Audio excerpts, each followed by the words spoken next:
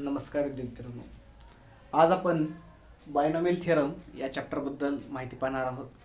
बाल चॅप्टर हा 11th साठी तुमच्या CETला एक क्वेश्चनसाठी येतो आणि JEEचा जर विचार केला तुम्ही तर JEEला एक किंवा दोन क्वेश्चन याच्यावरती हमखास येतात.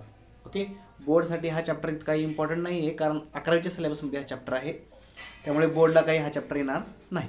ठीक आहे, पण कन्सेप्ट तुम्हाला फार गरजेचे आहे. बरोबर, याच्यानंतर तुम्हाला 12th मध्ये चॅप्टर शिकायचं आहे binomial distribution. Okay, binomial distribution. Okay, याच्यावरती 2 MCQ येतात CETला. बरोबर, 2 MCQ त्यासाठी त्यावेळेस हा चॅप्टर तुम्हाला एकदम चांगल्या प्रकारे समजला पाहिजे. चला तर आज पाहूया आपण की बायनॉमियल थिअरम कशासाठी यूज केला जातो. जसं की नावात आहे विद्यार्थी मित्रांनो की बाय मीन्स दोन टर्म्स. ओके, बाय मीन्स दोन आणि नॉमिनल्स म्हणजे टर्म्स. ओके, दोन टर्मचं एक्सपान्शन कसं करायचं तर हे बायनॉमियल एक्सपान्शननुसार करायचं असतं किंवा बायनॉमियल थिअरमचा त्याच्यात यूज करायचा असतो. जसं की तुम्हाला थिअरम्स काही आयडेंटिटीज माहिती आहेत, जसं आपण म्हणतो x plus Y bracket square, याचं एक्सपान्शन काय येतं तर ते सगळ्यांना माहिती आहे. एक्सपान्शन येईल X square plus 2xy plus Y square expansion येतं. Right, similarly x plus Y bracket cube याचं एक्सपान्शन काय येतं तर X cube plus 3x square Y plus 3xy square plus Y cube हे एक्सपान्शन येतं. ओके, सिमिलरली याला म्हणायचं index. काय म्हणायचं इंडेक्स. ओके, इंडेक्स हा पण आहे इंडेक्स. जर हा इंडेक्स होता इथे 2 आहे. ओके, खालच्यामध्ये 3 आहे, तर तुम्ही इंडेक्स वाढवत चला 2 3 4 5 असं करत गेलात तर काय फरक पडतो बघा. त्या समजा तुम्ही याला ऑब्झर्व केलात आणि समजा मी x प्लस वाय याचा इंडेक्स सपोज 4 करायचं ठरवलं किंवा आपण इथे घेऊ n. ओके, तर हा जो बायनॉमियल थिअरम आहे ना, तर हा theorem x plus Y power n यासाठीच तर आहे. ठीक आहे, तर जेव्हा तुम्ही ऑब्झर्व करा याचा इंडेक्स 2 असतंय त्यावेळेस टर्म्स किती आहेत तर नंबर ऑफ टर्म्स 3 आहेत. 1 2 आणि 3 म्हणजे इंडेक्स पेक्षा एक ने जास्त टर्म्स आहेत. त्याच्यामध्ये टर्म्स किती आहेत तर टर्म्स आहेत 3.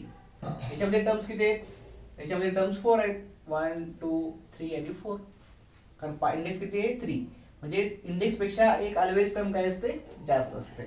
तसं मग मला सांगा एक्सपान्शन तर आपण नंतर लिहू, पण एक्सपान्शनच्या अगोदर काय सांगा की याच्यामध्ये टर्म्स किती येतील. त्याच्यामध्ये टर्म्स येतात जर इंडेक्स n असेल तर टर्म्स येतात n प्लस 1 एक ने जास्त टर्म येते. बरोबर, तर या टर्म्सला तुम्ही ऑब्झर्व केलात त्या टर्म्स बायनॉमियल थिअरमनुसार असे येतील. फर्स्ट टर्म आहे एक्सपान्शन, हे तुम्हाला पाठच करावं लागेल, त्याशिवाय पर्याय नाही. तर फर्स्ट NC0 हा फर्स्ट टर्म आणि सेकंड टर्म. तर फर्स्ट टर्मचा पॉवर n मायनस 0 आणि सेकंड टर्मचा पॉवर सीच्या जे बेसला असतं तो नंबर वरती लिहायचा. ओके, त्याच्यानंतर प्लस दुसरी टर्म काय येईल तर NC0 होतं तर NC1 पासून स्टार्ट होईल NC1 आणि परत फर्स्ट टर्मचा पॉवर तर n मायनस 1 आणि सेकंड टर्मचा पॉवर सेकंड टर्म म्हणजे y त्याचा पॉवर किती येतो 1. ठीक आहे, सिमिलरली पुढची टर्म काय असेल मग NC2 x raise to power n minus 2 y raise to power 2. Okay, हा नंबर सेकंड टर्मच्या डोक्यावर आणि दोघांचा डिफरन्स हे x च्या डोक्यावर म्हणजे फर्स्ट टर्मच्या डोक्यावर लिहायचा. बरोबर आहे, आणि असं तुम्ही करत जा आणि शेवटी कोणती टर्म्स येईल शेवटी तुम्ही तिथपर्यंत करायचं.